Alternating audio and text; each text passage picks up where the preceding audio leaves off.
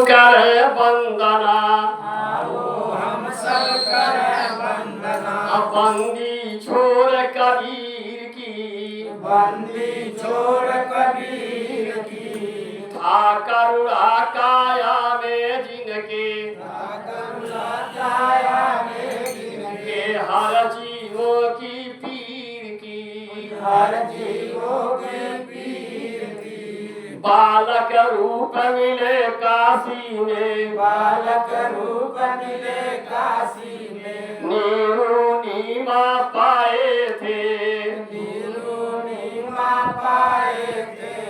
क्या आकर्षण था उनमें, छाया कसर था उनमें। जो सबको गले लगाए थे, सबको गले लगाए थे।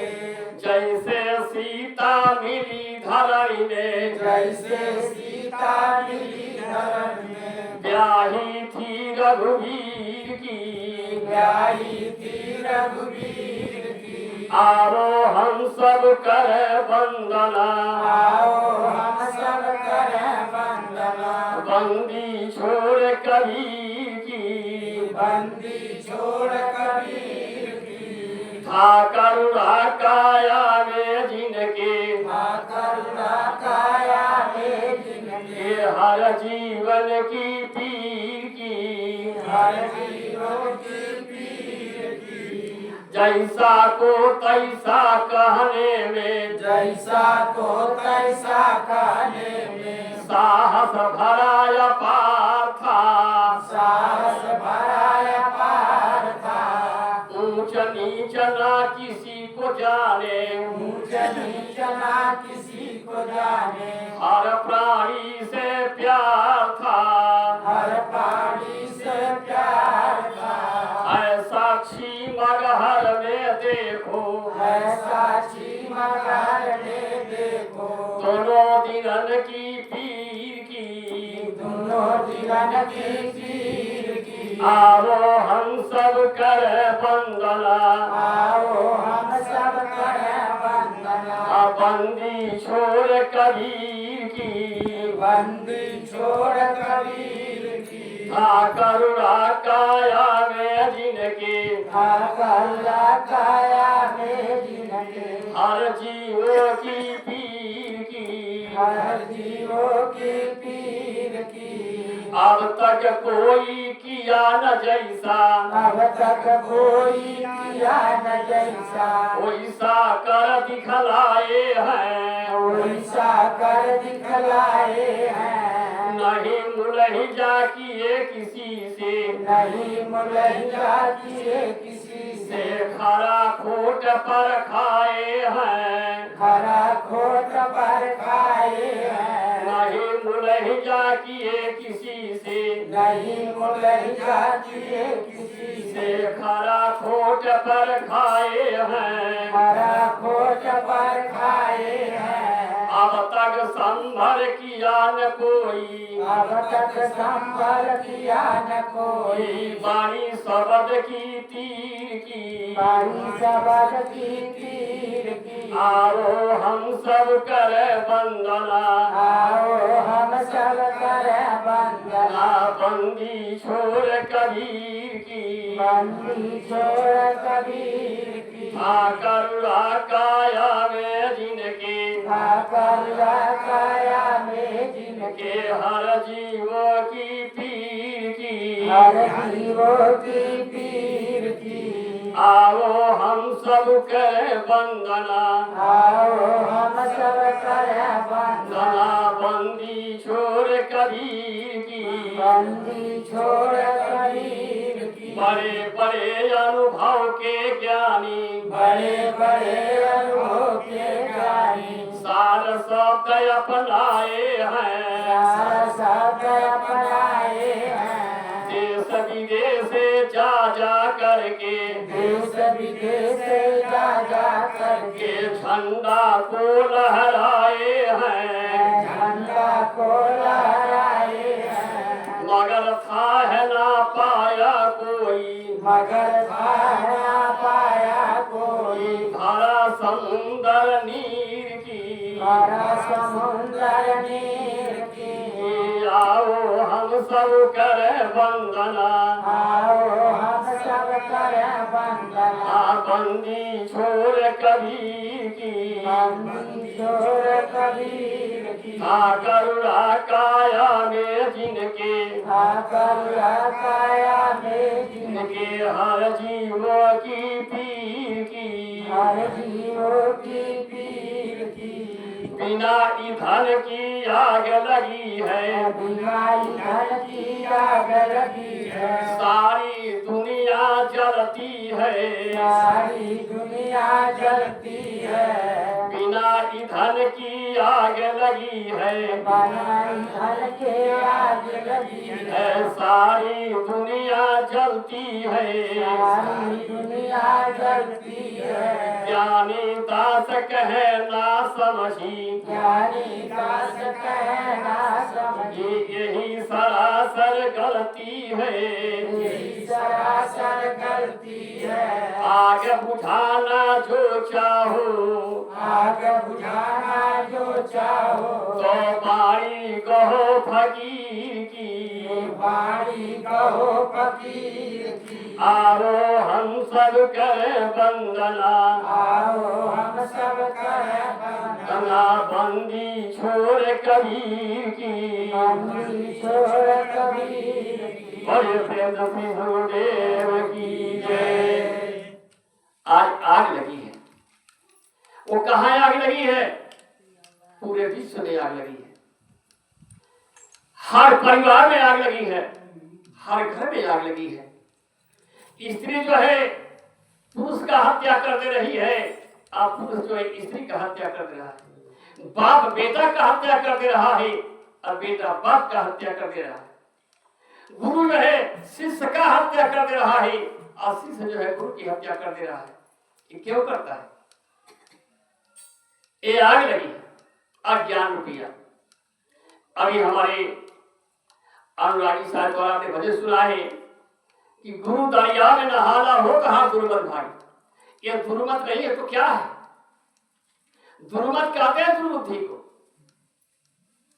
जब तक गुरु दरिया में नहीं स्नान करेंगे तब तक हमारे अंदर की दुर्बुद्धि जा नहीं सकती। यह दुर्बुद्धि का कारण है। दुर्बुद्धि के कारण आदमी मांस खाता है, दुर्बुद्धि के कारण शराब पीता है, दुर्बुद्धि के कारण गांजा बीड़ी सूती तंबाकू पान सिगरेट खाता है और अपना जीवन बर्बाद कर दे रहा है। यह दुर्बुद्धि के कारण। और दुर्बुद्धि क्या है?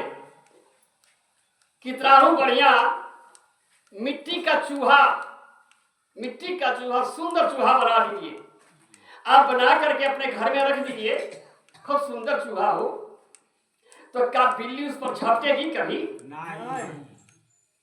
वो जान जाती है ये मिट्टी का चूहा है, जाने पर भर मुंह मटिए हो जाएगा। आज जो मिट्टी का देवता बना करके सर पर करते हैं, क्या बिल्लियों कितना ज्ञान है उनको? नहीं। बिल्ली तो समझ गई, अब मनुष्य नहीं समझ पाता है। तो कहाँ मनुष्य है? पशु भी अपना पेट पाल लेता है, पशु भी अपना काम चला लेता है, पशु भी अपना लड़का बच्चा पैदा कर लेता है और उतना ही अपने जीवन लीला समाप्त कर देता है ना।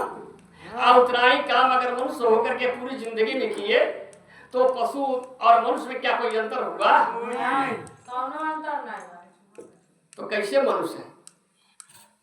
साहिब कहते हैं मानुष तेरा गुण बड़ा, मानस न आवे काम, हार न होते आवरण और त्वचा न बाजन। पशु का हड्डी भी काम में आता है, चमड़ा भी काम में आता है, मांस भी काम में आता है, लेकिन मनुष्य का न हड्डी किसी काम का, न चमड़ा किसी काम का, न मांस है किसी काम का, तो किस चीज में आ पड़ा है? एक मोबाइल में आता है अभय साहब का प्रवचन। एक दृष्टांत कहे साहब, एक दिन एक गांव में 2 गधा थे, बड़ा प्रेम था दोनों गधा में, एक के साथ रहते थे, एक साथ चलते थे। दोनों गधा एक दिन चलते चलते कहीं सीमान में गए, एक गधा के सामने के मुंह में लगवा जाकर चढ़ लिया। तो उसको बड़ा बुरा लगा। हाँ मुंह सटा के चरल चौगा के। तो डटलस जोर से, ऐसा का दूगा दहावा ना। हाँ वो डांटा जोर से, कहा अरे बेकू तुम हमारे मुंह में लगवा कर चढ़ लिया। तो कहा करिया तू नहीं चढ़ लिया था हमारे मुंह लगवा का। यही में विवाद हो गया, दोनों में झगड़ा होने लगा। तो एक गधा बड़ा नाराज होकर के डांटा जोर से, कहा चुप रहो आदमी के औलाद, चुप रहो आदमी के औलाद। अब दूसरा का गधा जो सुना उसको बड़ा कष्ट हुआ, बोला नहीं कुछ, चुपचाप जा करके कोर्ट में मुकदमा कर दिया। कोर्ट में मुकदमा कर दिया। जब मामला कोर्ट में पहुंचा, मेरा दृष्टांत है, जब कोर्ट में मुकदमा पहुंचा, दोनों गधा गए कोर्ट में। तो जज ने पूछा भाई क्यों तूने मुकदमा किया है? वो कहा सरकार आज तक जीवन में जो गाली कोई नहीं मुझे दिया था वही गाली मुझे दिया है, देखिए अपने फाइल में। तो उसमें लिखा था यही बतिया कि जो गाली कभी नहीं कोई दिया था वही गाली मुझे दिया है। जज ने देखा, कहा अरे भाई गाली तो नहीं दिया, तो आदमी की औलाद कहा है, ये तो बहुत तुमको ऊंचा पद दिया था, सबसे बड़ा मनुष्य को कहा जाता है। अब तुमको आदमी की औलाद कह दिया तो कहा गाली दिया। कहा सर इतना बड़ा गाली, अगर मुझे कुत्ता का औलाद कह दिया होता, बिल्ली का औलाद कह दिया होता, गाय भैंस का औलाद कह दिया होता, कुकुर सियार का औलाद कह दिया होता, तो मुझे इतना कष्ट नहीं होता जितना ये कष्ट मुझे दिया है आदमी की औलाद कह के। जज का माथा ठनका। जज ने कहा भाई आखिर तुमको ये आपत्ति क्या है आदमी की औलाद कहने पर? गधा का अभी सर आपके समझ में नहीं आ रही है। आप अपने कोर्ट में देखिए, अपने बैलाज में देखिए, आज तक क्या किसी गधा के ऊपर बलात्कार का मुकदमा दर्ज है आपके कोर्ट में? देखिए किसी गधा के ऊपर शराब पी करके किसी को गाली देने का मुकदमा दर्ज है? नहीं। किसी गधा को सुरती खाते देखे मुकदमा दर्ज है? चोरी का मुकदमा किसी गधा के ऊपर आज तक दर्ज हुआ है? नहीं। किसी का धन हड़पने का मुकदमा किसी गधा के ऊपर दर्ज है? नहीं। अब तो जज का माथा ठनका। कहा भाई ये तो सारा दुष्कर्म ये आदमी करता है, गधा तो कभी करता ही नहीं है। तो कहा सर तब मुझे ये आदमी की औलाद क्यों कहा? ये गाली नहीं है तो क्या है?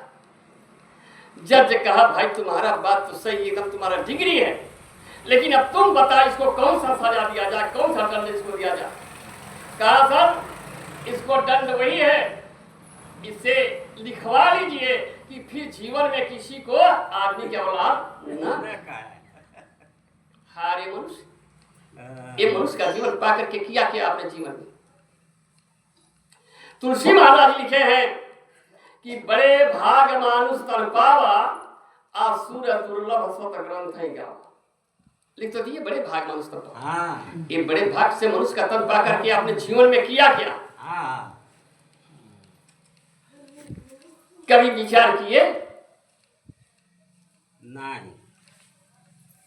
तो वह गुण जो है अभी दृष्टांत में बताया जाता है कि गदहा से 4 गुण साधु लोग सीखते हैं तब साधु होते हैं। 4 गुण गदहा से सीखते हैं। गदहा से कौन सा गुण है गदहा का? सबसे पहला गुण है गदहा का कि गदहा साल भर में एक बार केवल भोग करता है। ये पहला गुण है गदहा का। और दूसरा गुण है गदहा का कि गदहा गांजा बीड़ी सुरती तंबाकू पान सिगरेट कोई अमल नहीं खाता है। कोई देखा है? नहीं। और दूसरा गुण है गदहा का कि गदहा के ऊपर जो उसका मालिक लादी लादे देता है तो वो आराम से ले जाकर के घाट पर पहुंचा देता है, बीच में छोड़ता नहीं। नहीं करिए। लेकिन मनुष्य जो है ये अपना दुख और सुख का लादी अपनी कोई दूसरा लादा है नहीं। ये दुख और सुख गोस्वामी जी लिखे हैं कि काहुन को सुख दुख कर दाता निज कीर्त करम भोग सुनु भ्राता। हे तुर्बासी के लोगों सुनो, यह दुख और सुख का देने वाला दुनिया में कोई है नहीं। निज कृत, निज माने अपना, कृति माने कर्म, अपने अपने कर्मों का फल सब लोग भुगते हैं। ये दोनों लादी हम लोग अपने लादे हैं ना, तो आराम से क्यों नहीं पहुंचाते? जब दुख पड़ता है तो चिल्लाने लगते हैं, और सुख पड़ता है तो फूट करके गदगद हो जाते हैं। ये मनुष्य में आराम से पहुंचाई। दुख पड़ा है तो समझ लीजिए मुझे किसी ने दुख नहीं दिया है। रामचरितमानस के अनुसार ये दुख कोई हमको दिया नहीं है, ये हमारे कर्मों का फल है। तब आराम से भोग लीजिए। तब क्यों चिल्लाते हैं, क्यों किसी को दुख देते हैं, अपना लादी क्यों नहीं पहुंचाते? और सुख मिला वो भी हमारे कर्म का लादी है। अगर आराम से नहीं पहुंचाते हैं तो गधा के बराबर कहां हुई अभी। और चौथा गुण है गधा का कि चैत वैशाख में चरता हुआ जाता है, आप पीछे घूम कर देखता तो सारा सिवान साफ दिखाई देती है। तो सोचता है आज तो मैंने सब चर करके साफ कर दिया। उसको संतुष्टि आ जाती है, संतोष हो जाता है तो मोटाता है। आज सावन भादों में जब चर्चा हुआ जाता है, आप पीछे घूम कर देखता तो सारा सिवान हरियर दिखाई देती है। तो सोचता हो आज तो मैंने कुछ न चला, सब उसी तरह पड़ा है, सब हरियर है। तब दुबरा आ जाता है। तो संतुष्टि यानी मनुष्य को कितना ही धन मिल जाए, कितना ही संपत्ति मिल जाए, कभी इसको संतुष्टि नहीं होती, पेट नहीं भरता है। सही बात है। तभी ये चार गुण जिसके में आ जाएगा, अभी वो गधा के बराबर होगा। तो कम से कम हम लोग गधा बने, मनुष्य होना तो और दूर है। जब मनुष्य नहीं बन, गधा नहीं बन पाए तो मनुष्य नहीं बन पाए, और मनुष्य नहीं बन पाए तो साधु क्या बनेंगे, सन्यासी क्या बनेंगे, महात्मा क्या बनेंगे? बनिए, बन जाइए, यानी हो जाइए, हो जाइए, बनने की जरूरत नहीं है। साधु होना चाहिए, होके पक्का खेल, कच्चा सरसों फेर के खरी भजाते, ये बनने की जरूरत नहीं है। राजा भरथरी का नाम आप लोग सुने होंगे, बिरजाभार का नाम सुने होंगे। बिरजाभार जोगी बना था ना, हुआ नहीं था, बना था। अलावा साधु बना था, हुआ नहीं था, साधु बना था तो सीता को चुरा ले गया। अब भरथरी बिरजाभार जोगी बना था अपने जरूरत के लिए, फिर बाद में बिगड़ गया ना। ड्रामा में देखते हैं साधु बनकर लोग पर्दा के अंदर से बाहर निकलते हैं तो देखने में लगता है बहुत बड़े महात्मा आ गए, और 10 मिनट के बाद अपना रोल अदा करके जब पर्दा के अंदर जाते हैं फिर तुरंत बिगड़ जाते हैं। रहते नहीं ना वैसे, तुरंत बिगड़ जाते हैं। तो बने थे तो बिगड़ गए, लेकिन राजा भरथरी जोगी हुए थे, वो बने नहीं थे, हुए थे जोगी, वो तो नहीं बिगड़े। उस तरह से हो जाएंगे, जब हो जाएंगे तो बिगड़ेंगे। तो बन जानेंगे, बन जाना तो ये आसानी है, लेकिन हो जाना बड़ा कठिन है। संत चरण मन लाई हो, आपन बिगड़ी बनाइला। संत चरण मन लाई हो, आपन बिगड़ी बनाइला। देखिए इसका नाम सत्संग रखा गया ना। गोस्वामी जी लिखे हैं चौपाई में, मति कीरत गति भूति भलाई, आज बजे जतन जहाँ जेहि पाई। सो जानव सतसंग प्रभाव, अलोक वेदनयान उपाऊ। यानी अच्छा रास्ता, अच्छा मार्ग जो भी जहाँ से पाया है सत्संग से ही पाया है। लोक वेदनयान उपाऊ, लोक वेद में इसका उपाय नहीं है। जहां संसार के लोग पल में उड़ रहे हैं उसी में तो खोज रहे हैं। तो सामान गिरा है गांव में, आप खोजेंगे सड़क पर तो मिलेगा नहीं। तो कम से कम तो हम सब लोग मिलकर के 2 शब्द बोलेंगे। योग का हलवा सत्संग में जा करके, सत्संग में बैठ करके जो लोग बोलने में संकोच करते हैं या किसी प्रकार का लाज करते हैं, वही लोग दूसरे जन्म में बहुत होते हैं। तो ऐसा गलती आप लोग न करेंगे। संत चरण मन लाई हो, आपन बिगड़ी बनाइला।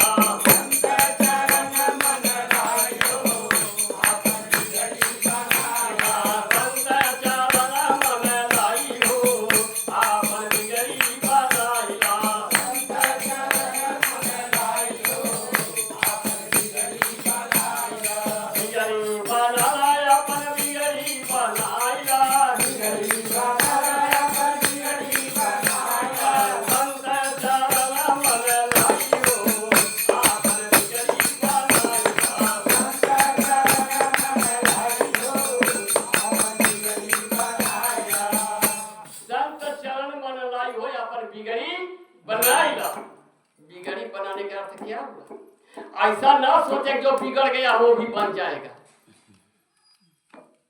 जो साखी में कहा गया है, एक घड़ी आधो घड़ी आधो में पुनियाद, आ तुलसी संगत साधु की कटे कोटि अपराध। तो बड़ा आसान तरीका बा। बस साधु के संग में चल जाइए, जीवन भर जो पाप किए सब कट जाएगा। कट जाएगा उसका भाव नहीं समझ पाए। तुलसी संग साथ की कटे कोटि अपराध। जब आप साधु के शरण में चले जाएंगे, साधु के शरण में जा करके उससे शिक्षा दीक्षा ले लेंगे, अपना रास्ता सुधार लेंगे, तो अभी जीवन में जो पाप होना था उसका रास्ता यही कट गया, फिर आगे नहीं होगा। वह रास्ता कट जाएगा, फिर आगे पाप नहीं होगा। तो ऐसा न सोचे जो हो गया वो कट जाएगा। पाप कहीं कटता उठता नहीं है। जहाँ पाप काटने का तरीका बताया जाता है, पाप काटने का उपाय बताया जाता है, समझ लीजिए वही महाखाई में आपको ढकेल दिया जाता है। जीवन पर्यंत निकल नहीं सकते। नारद पुराण में लिखा है कि नर्मदा नदी का दर्शन करने से, नर्मदा नदी का नाम लेने से 100 जन्म का पाप भस्म हो जाता है, और नर्मदा नदी का दर्शन करने से 1000 जन्म का पाप भस्म हो जाता है, और नर्मदा नदी में स्नान करने से करोड़ों जन्म का पाप भस्म हो जाता है। बताइए, इतना आसानी तरीका मिल गया तो पाप से कोई डरेगा नहीं। तब डर क्या है? तब पाप से। तब पाप करते जाओ, कटवाते जाओ, पाप करते जाओ, कटवाते जाओ, तब क्या डर है? तब कौन जरूरी बा साधु भाई ने क्या भगत भाई ये एकदम झूठी बात है। पाप कहीं नहीं करता है। यानी जब आप सत्संग में चले जाएंगे, संत शरण में चले जाएंगे, तो वहां से आपका पाप होना था उसका रास्ता कट गया, फिर आगे नहीं होगा। तो संत चरण मन लाई हो, आपन बिगड़ी बनाइला।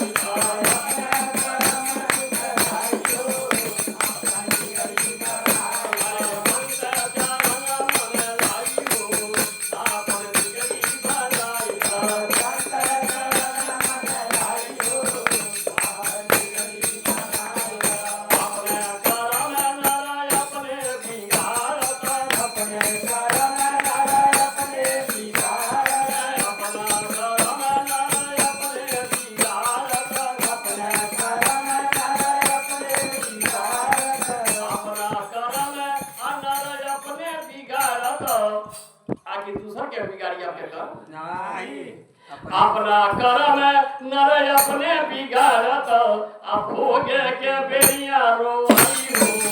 आपन बिगड़ी बनाई, भोगे के बेरिया रोई हो।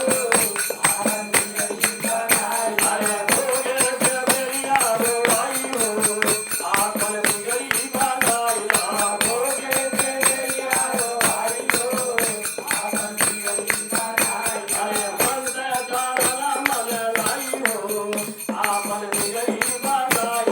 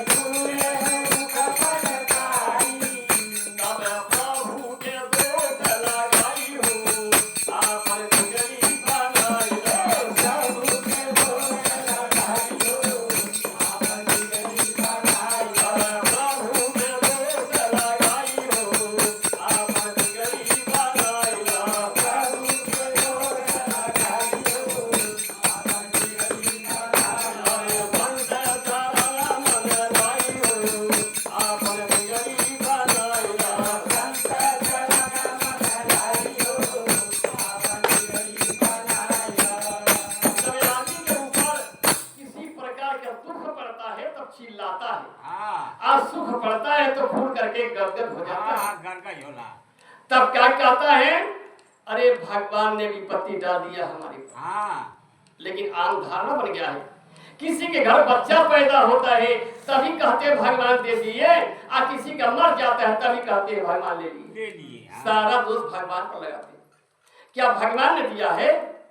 हाँ अगर परमात्मा है तो वो न किसी का बनाता है, न किसी का बिगाड़ता है, न किसी को कुछ देता है, न किसी से कुछ लेता है। गोस्वामी जी लिखे कि कर्म प्रधान विश्व करि राखा, आज हो जसु की आता सुफल चाखा। यानी जैसा जो कर्म करेगा वही फल आपको मिलेगा ना। हाँ अगर आप अच्छा कर्म करते हैं तो क्या परमात्मा आपको बुरा दे सकते हैं? नहीं। आप बुरा कर्म करेंगे तो क्या परमात्मा अच्छा दे सकते हैं? तब जरूरत किसकी है? परमात्मा की जरूरत है कि आपको अपने कर्म करने की जरूरत है। अपने कर्म की जरूरत है। कर्म करे सोई फल पावे, ईश्वर को बदनाम, हाथ जोड़ के दाची और मुक्ति देता राम। हाँ क्या मुक्ति मांगने से मिलती है? नहीं। मुक्ति ले आवे पड़ला।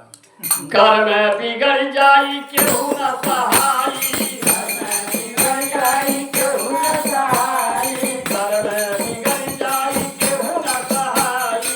बिगड़ जाई केहू न सहाई। अरे प्रभु के ना लगी प्रभु ताईनु, आपन बिगड़ी बनाईला।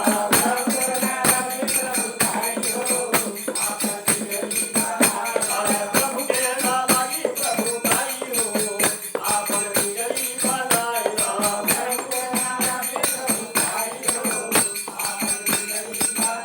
अरे संत चरण मन लाईनु, आपन बिगड़ी बनाईला।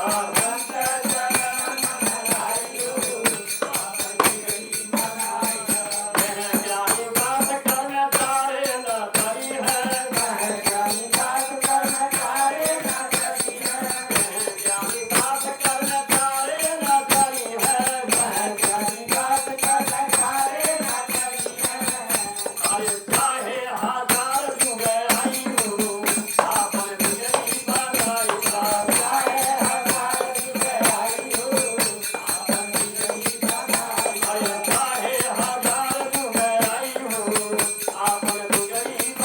अरे चाहे हजार जुगे आयु, आपन बिगड़ी बनाईला। संत चरण मन लाईनु, आपन बिगड़ी बनाईला।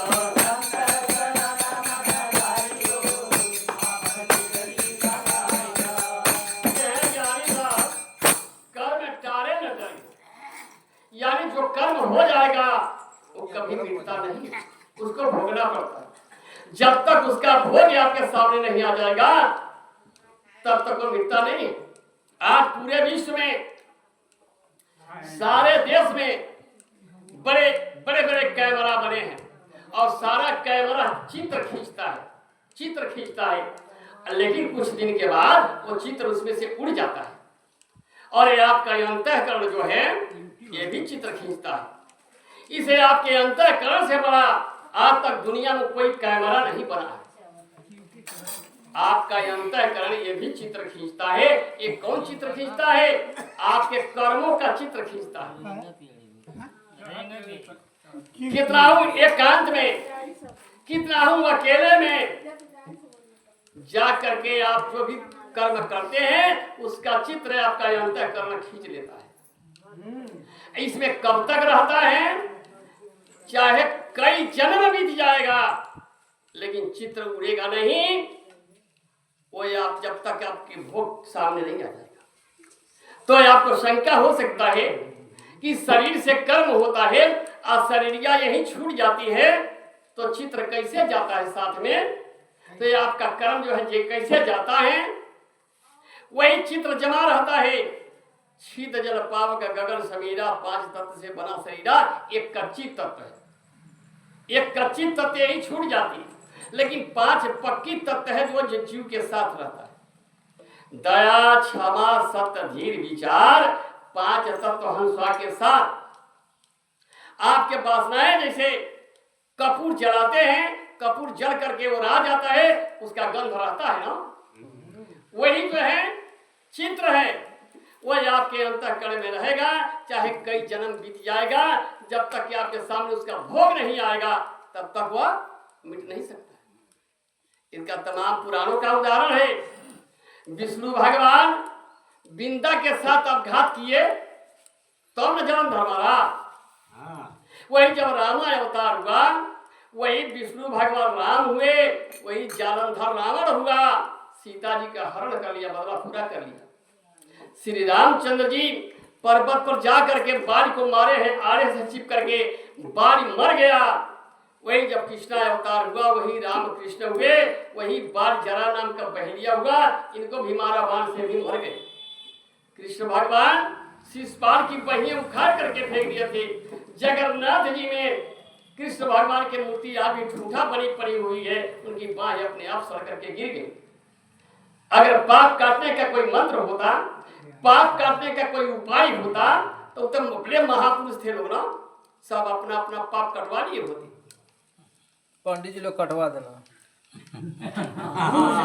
लेकिन उनका पाप तो कट गया, उनको तो भोगना पड़ा, और आपका पाप काट देंगे।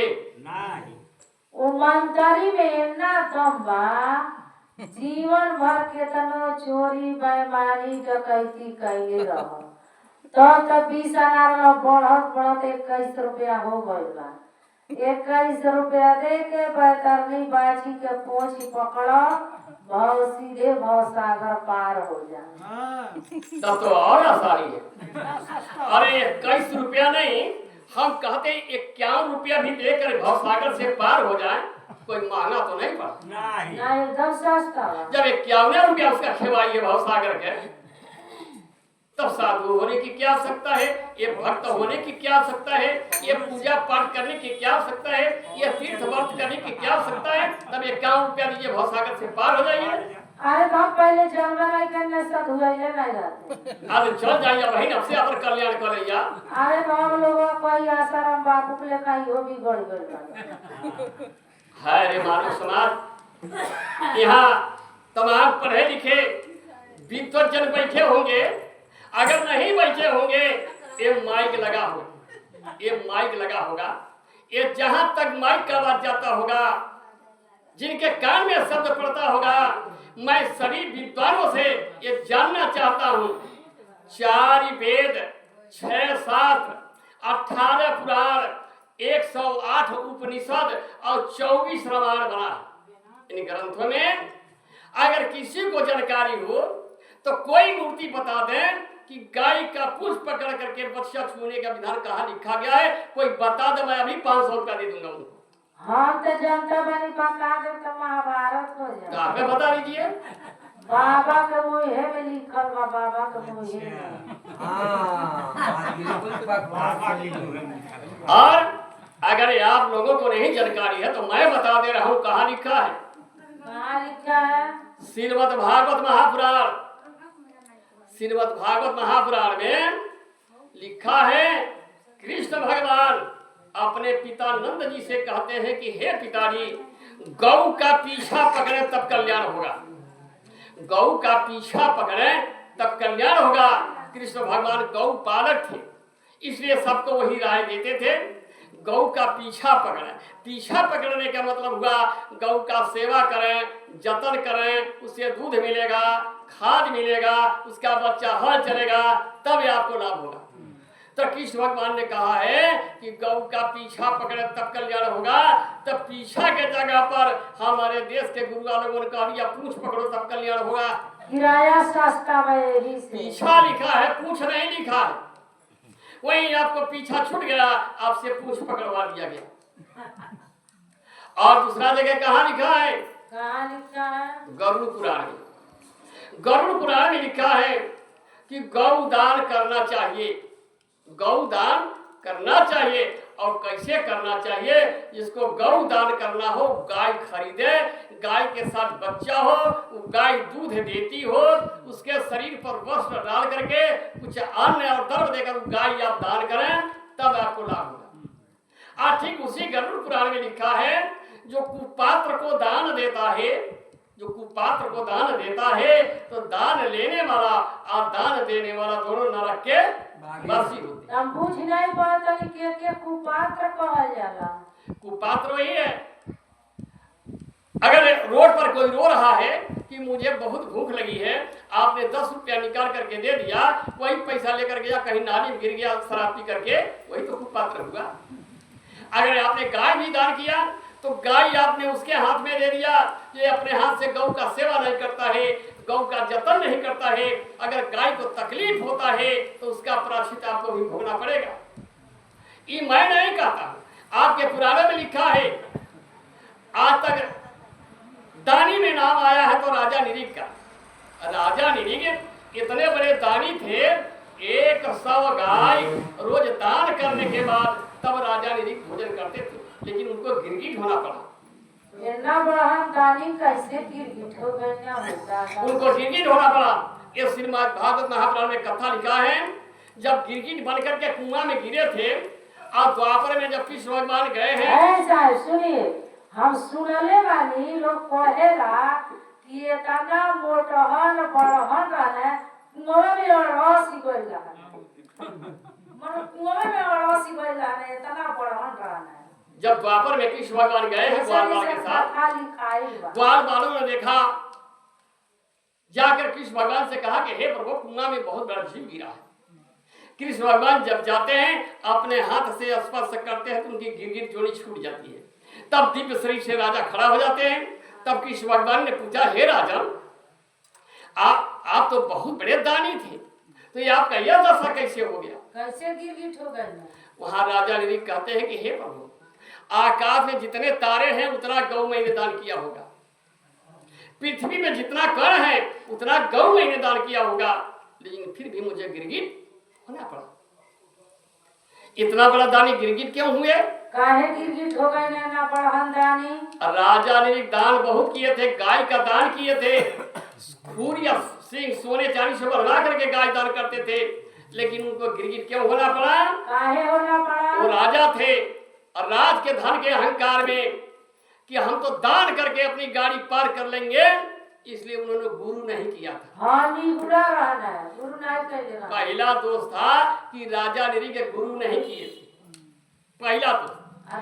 दूसरा दोष था, जितना गाय इन्होंने दान किया था, इनके सारे दान कुपात्र ब्राह्मण ले गए थे, कोई पात्र ब्राह्मण इनका दान नहीं पाया। हम गैया बेच के अंडा शराब मांस मदिरा खा पी गई है। और तीसरा दोष था, एक साधु की गाय जबरदस्ती छिड़वा करके मंगवा लिए थे। वो साधु का नाम देवक था, जात के डोम थे, लेकिन बहुत बड़े भगवान के भक्त थे, उनकी गाय इन्होंने जबरदस्ती छिड़वा करके मंगवा लिया।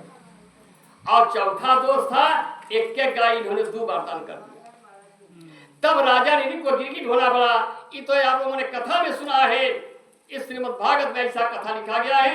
अब मैं समाज से पूछना चाहता हूँ कि जब राजा निरीग एक गाय 2 बार दान कर दिए तो उनको गिरगिट होना पड़ा।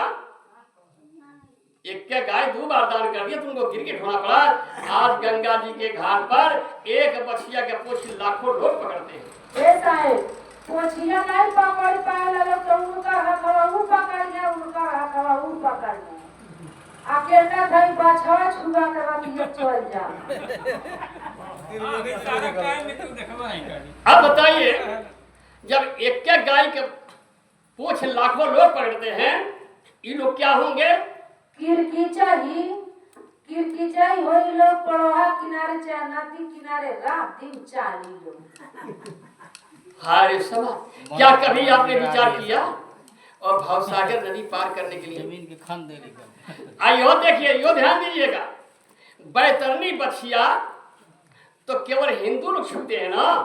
हाँ, आप भवसागर के पार जब चल जाइए, ये चल जाए खरे आई नहीं ना, तो हिंदू लोग भवसागर के वो पार चल जाइए। अभी लोग हर रही है हिंदू सब, अब मुसलमान सब हर चलिए, अभी यहाँ खाली कराई जाएगा हिंदू लोग। हाँ, ये लोग जाए वहां पर।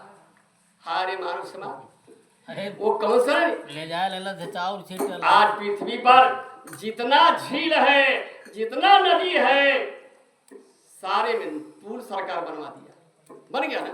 और भवसागर नदी कहाँ है, उसमें सरकार क्यों नहीं पुल बनवाता है? वहाँ के खेवाड़ी भाई वो नाइबो ना वहाँ गैया पार करे ले। अरे आशा में लोग झूठा मरता कहाँ बतानी बाछी बा कहाँ गाय बा बाबा सागर कहाँ बा देखी ये हम नाई कहतनी आ कबीर साहब के कहना नाई बा रामायण के पढ़ी रामचरितमानस में उत्तराखंड की चौपाई है 117 नंबर दोहा के पद के चौपाई है। वहाँ गोस्वामी जी लिखे हैं कि सोहम अस्मिति प्रीति अखंडा दीप शिखा सोई परम प्रचंडा। यानी सबके शरीर में 4 वृत्तियां होती है, एक चित्त वृत्ति है, एक मनोवृत्ति है, एक प्रवृत्ति है, एक निवृत्ति है। तो गोस्वामी जी लिखे सोहम अस्मिति प्रीति अखंडा दीप शिखा सोई परम प्रचंडा। यानी हमारी चित्त वृत्ति कैसा होना चाहिए? दीप शिखा सोई परम प्रचंडा। जैसे दीपक जलता है उसकी ज्योति अखंड होती है, उस तरह से हमारी चित्त वृत्ति होना चाहिए। बैठे हैं सत्संग में, आए हैं सत्संग में और चित्त वृत्ति पहुंच गई घर पर कह केवड़िया खुलल नहीं बा आ ठोके लगता लो सुरतिया चली गई चित्त वृत्ति चल गई। लेकिन गोस्वामी जी कहते हैं उस तरह दीपक के ज्योति के तरह से जब हमारी चित्त वृत्ति एकाग्र होगी तब आगे क्या होगा? तब तमय अनुभव सुख सो प्रदाता आ तब भव मूल भेद भ्रम नासा।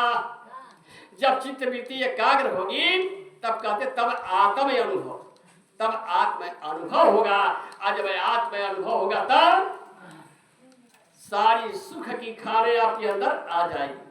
आत्म अनुभव सुख सो प्रदाता आत्म भव मूल भेद भ्रम नासा। तो भव मूल यानी भव सागर भव बंधन उसका मूल का है भ्रम, तब उसका नाश हो जाएगा। ये 4 मुख की वाणी कबीर साहब जो बताए हैं जीव मुख, माया मुख, गुरु मुख और ब्रह्म मुख। ये आपके श्रीमद् भागवत कथा जहां होगा सुने कथा में श्रीमद् भागवत में उसमें लिखा है कि स्वर्ग का प्रलोभन और नरक का भय दिखा करके मनुष्यों से सत्कर्म कराया जाता है। ये भयानक वाणी, भय दिखाया गया, डरवाया गया। लेकिन तो वो डर था नहीं बा, वो डेरा के आदमी अगर सुधर जाता तो ठीक रहा।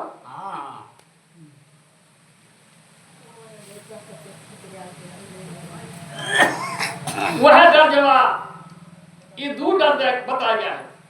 मुसलमान जो है उनके में दोजक कहा जाता है और हिंदू में जो है नरक कहा जाता है। दोजक का नक्शा उनका बताया गया है कि दोजक पर रहने वाला एक मालिक रहता है, उसको मलिक कहते हैं। और उस मलिक के 70,000 दाएं और 70,000 बाएं हाथ है। एक एक हाथ में 70,000 अंगुलियां हैं। एक एक अंगुली पर एक एक अजगर रहते हैं। एक एक अजगर के फन पर एक एक बिच्छू रहते हैं। आज जो आदमी दोजक में जाता है तो उसी बिच्छू से डसवाया जाता है। और एक बार वो बिच्छू जिसको डस लेता है तो 70,000 वर्ष तक दर्द होता है। और नरक का रास्ता, नरक का रास्ता बताया गया है। नक्शा हिंदू लोग विद्वानों ने बनाया है कि नरक में खून पील और मवाद बहता है। नरक में खून पील मवाद बहता है। आप पापी चीज उसमें डुबाए जाते हैं। जब नीचे जाते हैं तो बड़े बड़े जानवर उनको काटते खाते हैं और ऊपर आते हैं तो चील और कौवा मारते हैं ऊपर। ये दोनों नक्शा है। अब ये हो डेरा के जो आगे सुधार जाए।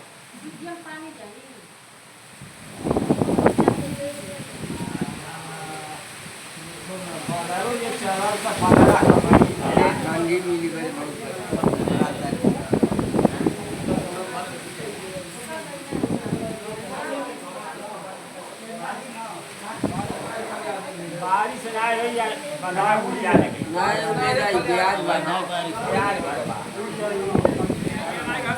पानी कहीं नहीं।